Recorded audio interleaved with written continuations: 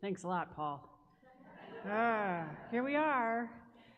We have 2 more weeks with Paul, writing the currents of grace. I thought it would be a good idea a month ago when I chose this series. It is based on the lectionary, but it is working me over, y'all. Paul, there are few passages in Scripture that are more honest than Romans 7. There are few that strike as deep a chord within me, that both resonate and just grind me down, like this portion of the letter to the church in Rome from Paul. Paul does not sound like a polished theologian today, does he?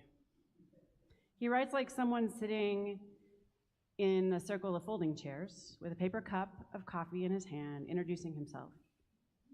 Hi, my name is Paul, and I keep doing the very thing I don't want to do. And then the room says, hi, Paul.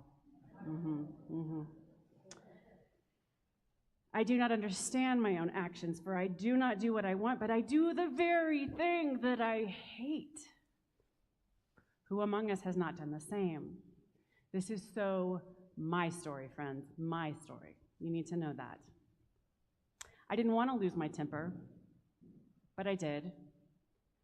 I wasn't going to drink that much at the wedding, but I did. I didn't mean to spend that much on Amazon, but it was Prime Day, and I did. I didn't want to gossip, but I did. I was going to stay with it. I was not going to withdraw from the people who love me, but I did.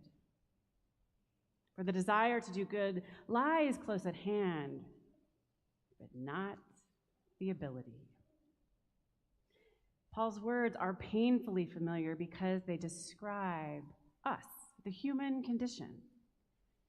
We are born both with the capacity to love and the potential to harm. We are capable of breathtaking compassion and astonishing indifference. We can be the agency through which God's love enters the world, and we can also be the source of the deepest and most painful wounds. This contradiction is at the heart of what it means to be human. Paul cries out, "Wretched person that I am, who will rescue me from this body of death?" But do we notice what he didn't ask? He doesn't say, "How can I rescue myself?" No. Instead, he says, "Who will rescue me?" And that question changes everything.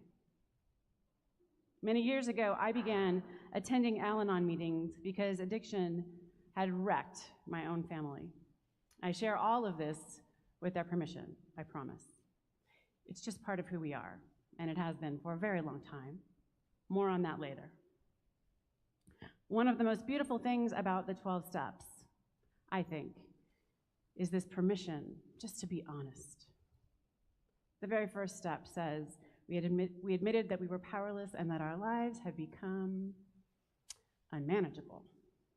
Everything begins there, not with strength, not with certainty, certainly not with pretending to have it all together, but with surrender.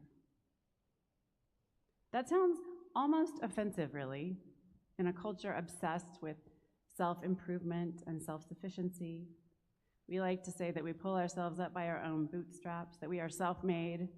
If we just work harder, believe in ourselves more, we will take control of our own destiny. But that's not the gospel. The gospel says something very different.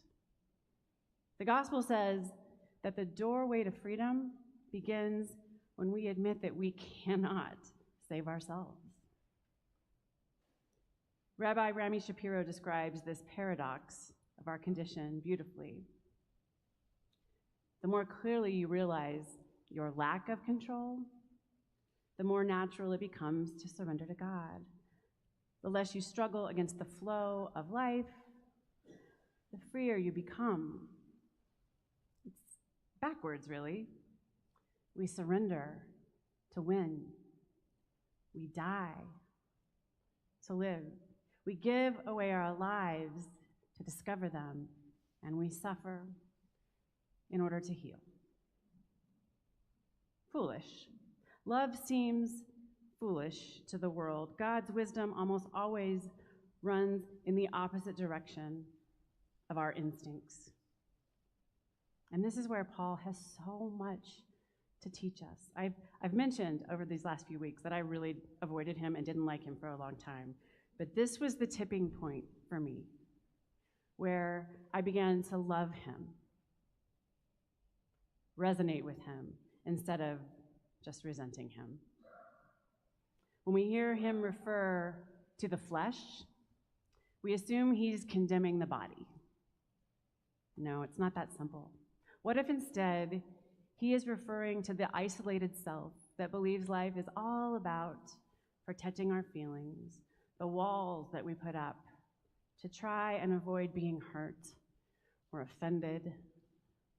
We're taught from a very early age to divide our world into categories.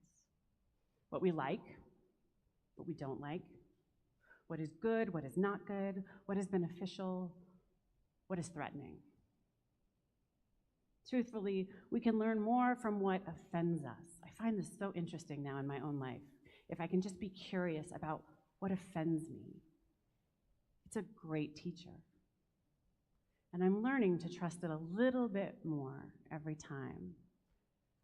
Why am I so offended? There are things worth being offended by the way. But just try this on. The next time you notice you are offended, instead of the same old response, consider it a teachable moment and ask what part of yourself is actually offended. More often than not, it's this illusion of what Paul calls the flesh, this small, easily bruised ego that we have put up in the name of protection. When we notice this, just having a curiosity, we have a choice. We can react the same old way that we always do, slamming on the horn, gritting our teeth, just doubling down on our victimhood. Or we can try just stepping back for a moment. I love the exercise Genevieve had us do, clenching our fists and then just letting it go. And see this bigger picture. There is a much bigger world out there than the guy that cut us off. Oh, right. Love, beauty, humanity. And we begin to come into contact with our true selves.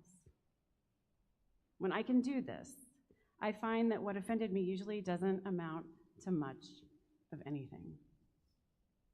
I don't know about you, but I can waste a whole day or much longer just feeding an offense, giving it fire until it has this life of its own, creating enemies where there are none, trying to fill a God-shaped hole with anything but love. These interior crises are what, in Paul's language, are the powers and principalities of evil. They possess us, don't they? They own us. When I am angry about something, I can't see anything else. It's why we call it a blind rage.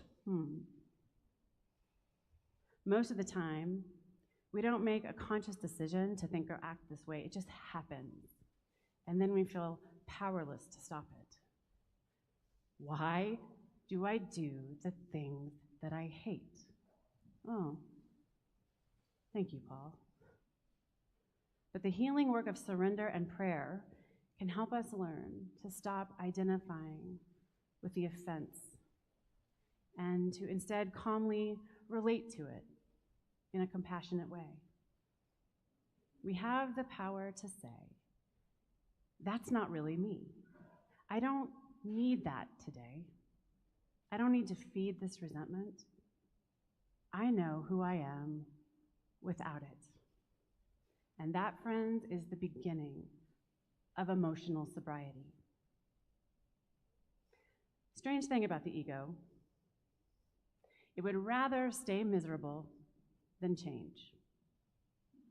English poet W.H. Auden once wrote, "We would rather be ruined than change. We would rather die in our dread than climb the cross of the moment and let our illusions die." So we stay in unhealthy relationships. We repeat destructive habits. In AA, they like to say it's like picking up a hammer, hitting ourselves on the head, and expecting it not to hurt this time. We keep returning to these patterns that have never brought us peace. The classic pattern of addiction is simply this: we keep doing something, whatever it is, even though we know it won't work. But maybe this time. The substance changes. Pick your poison, we like to say. Alcohol, food, shopping, work, anger, perfectionism, harsh judgments, Netflix, chocolate. I think I've tried it all. Sometimes it's just the illusion that if we could just control everything, then we'd be safe. Good luck, sister. Perhaps that is the greatest addiction of all. Recovering addicts simply have the courage, or perhaps the necessity, to admit what is true of each and every one of us. They wear their powerlessness where everyone can see it. Ironically, it's the very thing that makes them so attractive. They don't have to flaunt it. They have nothing to prove.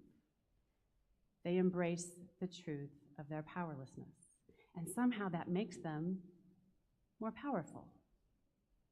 It's simple, but not easy, uncomplicated. St. Teresa of Lisieux understood this. She called it her little way. She discovered that what kept her close to Christ was not the satisfaction of succeeding spiritually, whatever that means. I have no idea what succeeding spiritually means. But the daily awareness that she still had so much to learn about love. My teacher, Father Richard Rohr, says he prays for one good humiliation a day. The first time he said this to me, I thought he was nuts. But I tried it on. And it's actually sort of a beautiful way to live. So when that offense comes up, you go, oh, there it is. Thanks for the reminder. Yep, there's my humiliation. Just a good reminder that I'm human and I am not in control. The little way, a daily awareness that we have so much to learn about love. She spoke of bearing in peace the trial of not pleasing ourselves. That sounds like no fun at all, Therese. Bearing the trial of not pleasing ourselves. What a remarkable phrase. Most of us assume the goal of faith is to become satisfied, to feel better. Perhaps the goal is instead accepting love. Perhaps every failure becomes another invitation to rely less on ourselves and more on grace. One of the founding principles of AA has always fascinated me.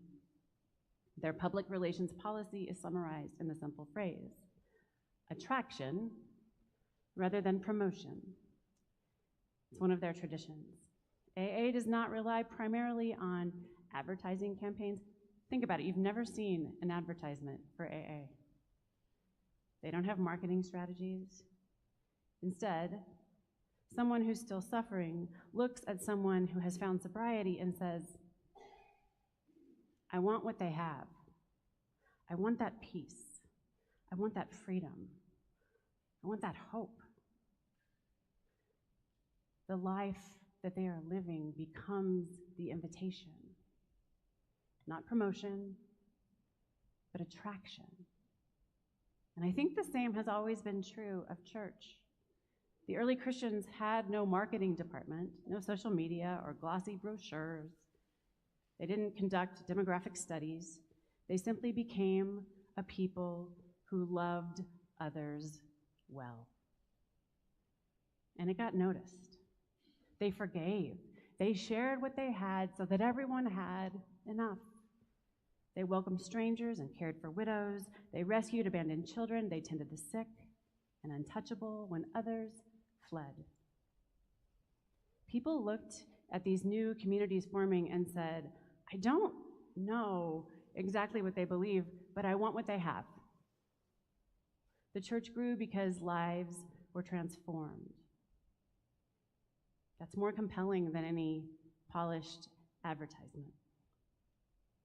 Perhaps that's one reason that church growth has become so elusive in our culture.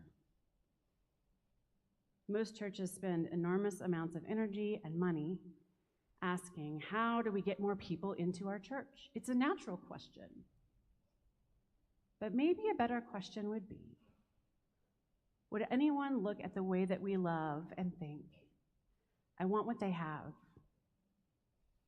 What power is shaping their lives? What possesses them? No advertising campaign can substitute for authentic compassion. No evangelism strategy can replace genuine hospitality. No program can compete with lives transformed by grace. People are naturally attracted to authenticity, drawn to vulnerability, and they recognize hope when they see it. I think at the very least, church needs to be a safe place to tell the truth. To say everyone here has struggles, we all fail, we confess weakness, and we long to receive forgiveness. The church exists to say, you are not the only one. You are loved. There is hope. That's the gospel. I think often how this worked in my own family. Again, I share all of this with their permission. When I was 4 years old, my Uncle Donnie and his friend were killed because he was drunk and drove his car into a ravine. He was only 20 years old. My father learned of his brother's death when a police officer came to the door at 4 a.m. And later that day, he and his other remaining brother went to retrieve Donnie's belongings from his wrecked car. Among those belongings, they found a half-empty bottle in the back seat. They brought it home. They poured a glass, raised it, and drank. To Donnie, they said, the very substance that killed their brother. Friends, that is addiction. Doing the very thing that is killing us because we can't imagine another way. Years later, not right away, years later, the pain of all of this became unbearable. And a lifelong family friend came to visit. We all noticed something about him had changed. He was sober. He was peaceful. He was happy. He simply shared with us what recovery had done in his life. No pressure, no manipulation, no sales pitch. Attraction, not promotion. And his transformed life became this open invitation. Our family began to seek help because someone else's healing made recovery imaginable. It was his own vulnerable brokenness that gave us permission to ask for help. And that is how the gospel spreads. Not by having all the answers or having our lives together, but by revealing our woundedness. That's the cross.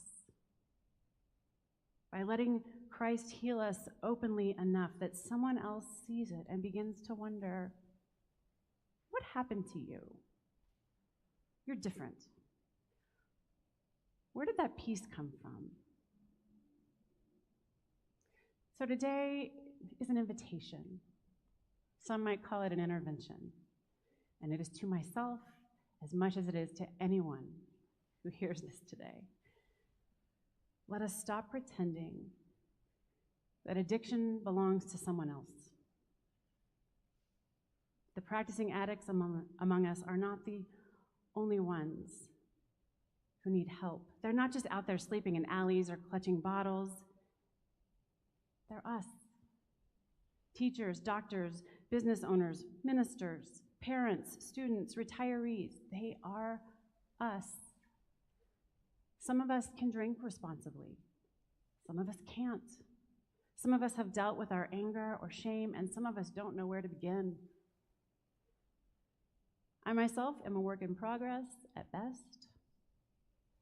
Whether our addiction is alcohol, control, success, approval, resentment, fear, pride, we can go on. The invitation is the same. We admit that we are powerless, and we surrender our need to be in control. And somehow in doing this, we discover that this is not defeat. It's freedom. Paul ends this agonizing chapter with words that every recovering soul understands. Wretched person that I am, who will rescue me from this body of death? Church, may we become a community where people are drawn, not by our promotion, but by the unmistakable evidence of God's grace at work among us. May our lives become living invitations of imperfection. This invitation is ours to give and to receive and share. It is the gift of Christ. And if we accept it, everything will change for us. Everything will change and be made new. Amen.